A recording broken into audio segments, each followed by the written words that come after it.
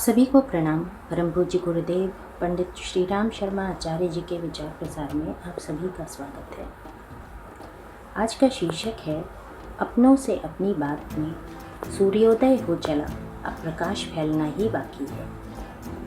सूर्योदय हमेशा पूर्व दिशा से होता है।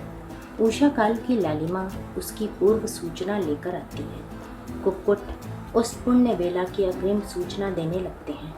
तारों की चमक और निशा कालिमा की सघनता कम हो जाती है। इन्हीं लक्षणों से जाना जाता है कि प्रभात काल समीप आ गया और अब सूर्योदय होने ही वाला है। नवजागरण का, युग परिवर्तन का सूर्योदय भी इसी क्रम से होगा।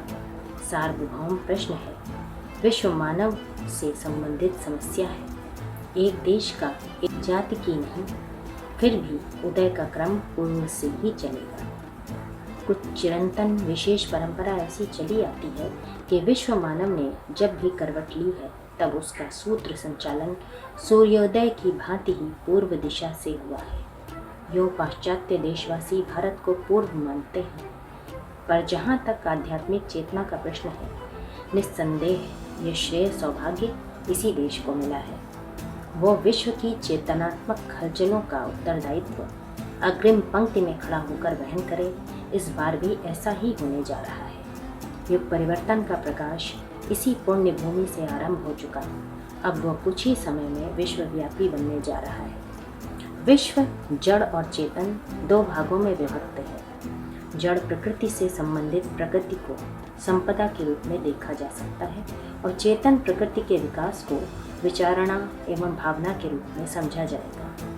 सुविधा और संपदा की अभिवृद्धि भौतिक प्रगति कहलाती है और चेतना की उत्कृष्टता को आत्मिक उत्कर्ष कहा जाता है। जहाँ तक भौतिक प्रगति का संबंध है, वहाँ तक उसके लिए राजतंत्र, अर्थतंत्र, विज्ञान तंत्र और शिक्षा तंत्र का उत्तरदायित्व है कि वे अधिकाधिक सुविधा एवं संपदा उत्पन्न करके साधनों को आगे बढ़ाएं।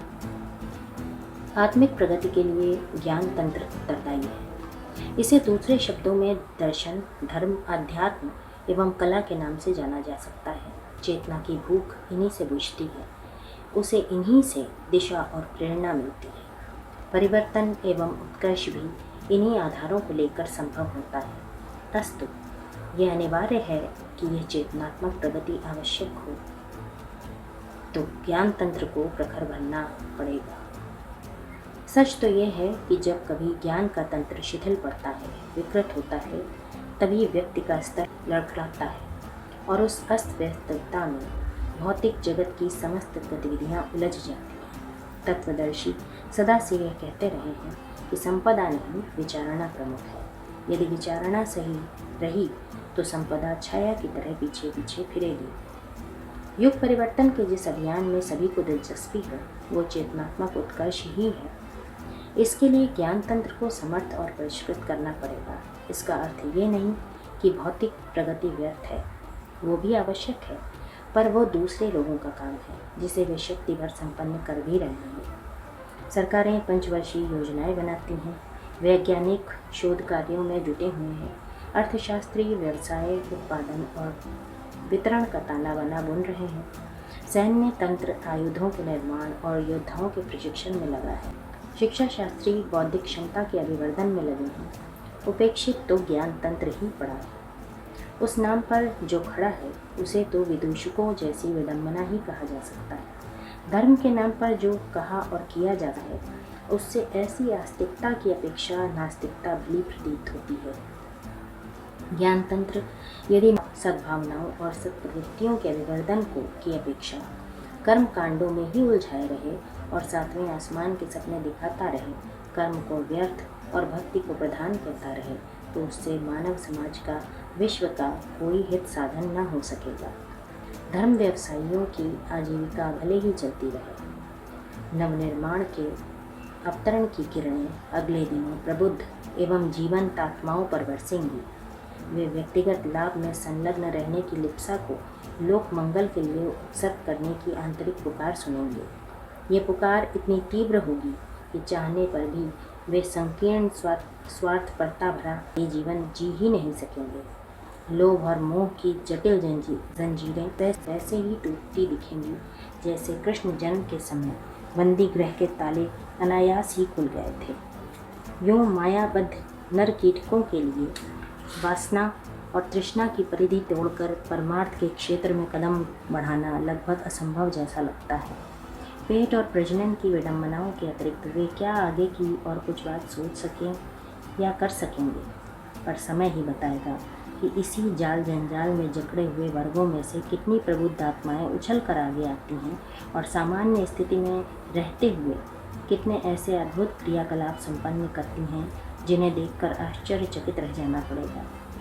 जन्मजात रूप से तुच्छ स्थिति में जकड़े हुए व्यक्ति अगले दिनों जब महामानवों की भूमिका प्रस्तुत करते दिखाई पड़े तो समझना चाहिए युग परिवर्तन का प्रकाश एवं चमत्कार सर्वसाधारण को प्रत्यक्ष हो चला। निसंदेह युग परिवर्तन का प्रधान आधार भावनात्मक नवनिर्माण ही होगा। जनमानस में इन दिनों झूठी मान्यताओं की भरमार है। सोचने की सही पद्धति एक प्रकार से विस्मृत ही हो गई है। स्थिति का सही मूल्यांकन कर सकने वाला दृष्टिकोण हाथ से चला गया है। उसके स्थान पर भ्रांतियों की चमगादड़ें विचार भवन के गुंबदों में इस सारे कूड़े करकट को एक बार झाड़ बुहार कर साफ करना होगा और चिंतन की इस परिष्कृत प्रक्रिया को जनमानस में प्रतिष्ठापित करना पड़ेगा जो मानवीय गरिमा के अनुरूप है। किसी धर्म संप्रदाय संत या ग्रंथ को बुद्धि बेचकर किसी का अंधानुकरण न करने की बात हर किसी के मन में घुसती चली जाएगी और जो न्याय विवेक सत्य एवं तथ्य की कसौटियों पर खरा सिद्ध होगा उसी को स्वीकारने की प्रवृत्ति बढ़ेगी। इस आधार के प्रबल होते ही न अनैतिकताओं के लिए कोई स्थान रह जाएगा और न झूठी मान्यताओं के लिए। ये हलचलें जन जन में दृष्टिगोचर होंगी। समुन्नत आत्माएं निजी सुख सुविधाओं को तिलांजलि देकर विश्व के भावनात्मक नवनिर्माण को इस युग की सर्वोत्तम साधना उपासना तपश्चर्या एवं आवश्यकता समझते हुए इसी में सर्वतोभावेन संलग्न होंगी। साथ ही सामान्य स्तर के व्यक्तियों में इतना विवेक तो अनायास ही जागृत होगा कि वे अंधकार और प्रकाश का अंतर समझ सकें। अनुचित के लिए दुराग्रह छोड़कर न्याय और विवेक के आधार पर प्रतिपादित उचित को स्वीकार कर सकें।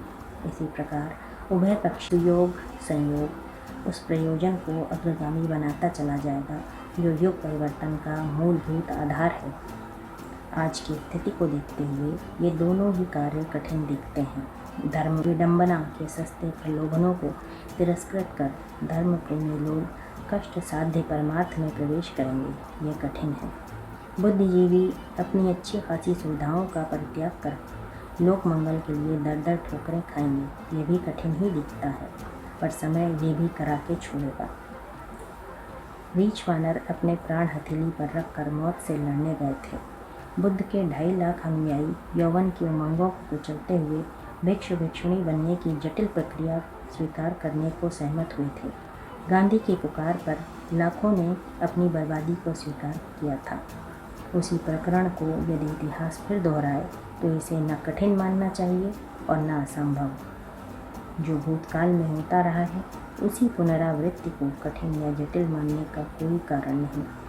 समय की पुकार इस कष्ट साध्य प्रक्रिया को भी पूरा करके रहेगी। जीवंत और जागृत आत्माओं का एक बड़ा वर्ग निकट भविष्य में ही आगे आएगा और ज्ञान तंत्र का ऐसा विशाल काय शास्त्रागार खड़ा करेगा जिसकी सहायता से अनाचार की लंका को ध्वस्त किया जा सके। अगले दिनों धर्म अपने वास्तविक स्वरूप में प्रकट होगा।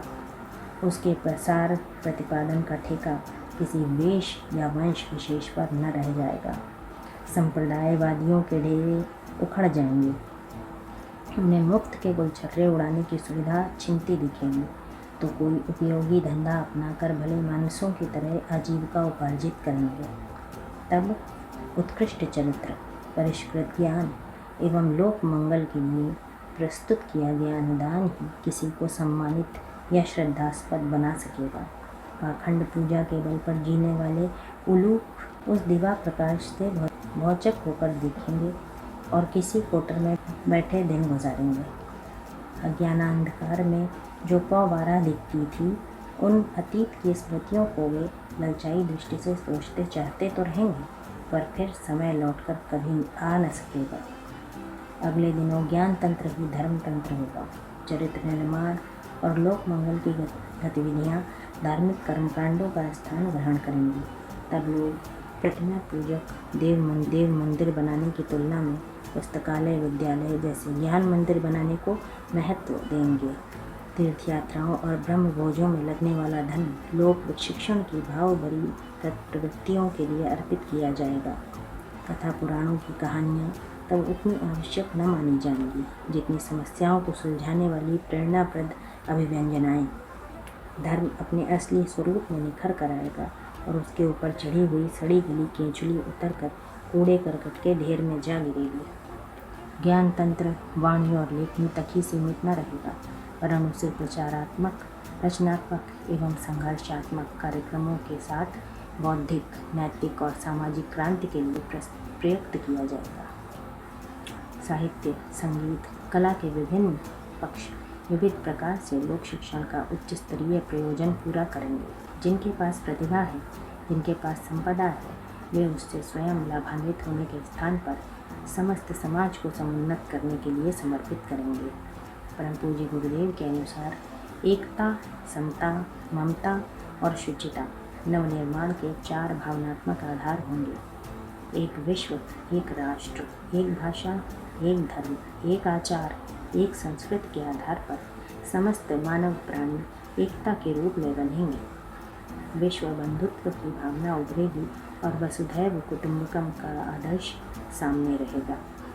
तब देश, धर्म, भाषा, वर्ण आदि के नाम पर मनुष्य के बीच दीवारें खड़ी न की जा सकेंगी। अपने वर्ग के लिए नहीं, समस्त विश्व के लिए हित की दृष्टि से ही समस्याओं पर विचार किया जाएगा। जाति या लिंग के कारण किसी को ऊंचा या नीचा न ठहरा सकेंगे। छूत अछूत का प्रश्न न रहेगा। गोरी चमड़ी वाले काले लोगों से श्रेष्ठ होने का दावा न करेंगे और ब्राह्मण हरिजन से ऊंचा न कहलाएगा। गुण, कर्म, स्वभाव, सेवा एवं बलिदानी ही किसी को सम्मानित होने के आधार बनेंगे। जाति या वंश नहीं।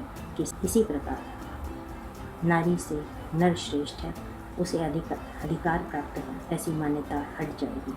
दोनों के कर्तव्य और अधिकार एक होंगे। प्रतिबंध या मर्यादाएं दोनों पर समान स्तर की लागू होंगी। प्राकृतिक संपदाओं पर सबका अधिकार होगा। पूंजी समाज की होगी। व्यक्ति अपनी आवश्यकता अनुसार उसमें से प्राप्त करेंगे और सामर्थ्यानुसार काम करेंगे। न कोई धनपति होगा, न निर्धन। मृतक उत्तराधिकार में केवल परिवार के असमर्थ सदस्य ही गुजारा प्राप्त कर सकेंगे। हट्टे कट्टे और कमाऊ बेटे बाप के उपार्जन के दावेदार न बन सकेंगे। वो बचत राष्ट्र की संपदा होगी। शरीर, मन, वस्त्र, उपकरण सभी को स्वच्छ रखने की प्रवृत्ति बढ़ेगी। शुचिता का सर्वांगीण विकास होगा। गंदगी को मानवता का कलंक माना जाएगा। न किसी का शरीर मैला कुचैला रहेगा, न वस्त्र। घरों को गंदा गलीज न रहने दिया जाएगा। मनुष्य और पशुओं के मल मूत्र को पूरी तरह खाद के लिए प्रयुक्त किया जाएगा। वस्तुएं यथास्थान, यथाक्रम और स्वच्छ रखने की आदत डाली जाएगी। मन में कोई छल, कपट, द्वेष, दुर्भाव जैसी मलिनता न रखेगा। एकता, समता, ममता और शुचिता, इन 4 मूलभूत सिद्धांतों के आधार पर विभिन्न आचार संहिताएं, रीति नीति, विधि व्यवस्थाएं, मर्यादाएं और परंपराएं बनाई जा सकती हैं।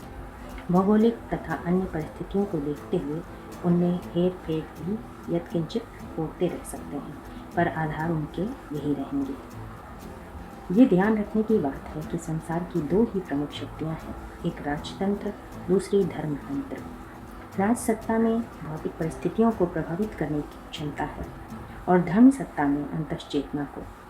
दोनों को कदम से कदम मिलाकर एक दूसरे की पूरक होकर रहना होगा। सच्ची बात तो ये है कि एक के बिना दूसरा अपूर्ण है। कर्तव्यनिष्ठ और सदाचारी नागरिकों के बिना कोई राज्य समर्थ, समुन्नत नहीं हो सकता और राज सत्ता यदि धर्म सत्ता को उखाड़ने की ठान ले तो फिर उसके लिए भी कुछ अधिक कर सकना कठिन है। राम राज्य तभी सफल रह सका जब उस पर वशिष्ठ का नियंत्रण था। चंद्रगुप्त की शासन गरिमा का श्रेय चाणक्य के मार्गदर्शन को भी दिया जा सकता है। प्राचीन काल की ये परंपरा आगे भी चलेगी। धर्म सत्ता का स्थान पहला है, इसलिए राज सत्ता को उसका समर्थक और सहायक ही बनकर रहना चाहिए। धर्मों के वर्तमान स्वरूप, प्रभाव और कलेवर की सहायता लेकर हमें वर्तमान जनमानस को परिष्कृत करते चलना चाहिए। जमे हुए ढांचे को न तो उखाड़ने की ज़रूरत है और न उसकी उपेक्षा करने की, क्योंकि आधार आगे भी धर्म ही रहना है। इसलिए उपयुक्त यही है कि युग निर्माण आंदोलन की सृजन सेना धर्म तंत्र में प्रवेश करे और परंपरागत श्रद्धा को, उस मूलभूत आदर्शों को कार्यान्वित करने में प्रयुक्त करे जिनके लिए कि तत्वदर्शियों ने यह धर्म कलेवर खड़ा किया था। इस प्रकार धर्म तंत्र के साधनों को सृजनात्मक प्रयोजन में लगाकर उसे लोक श्रद्धा का विषय बनाए रखा जा सकेगा। नवनिर्माण की पृष्ठभूमि धर्म मूलक ज्ञान होगा।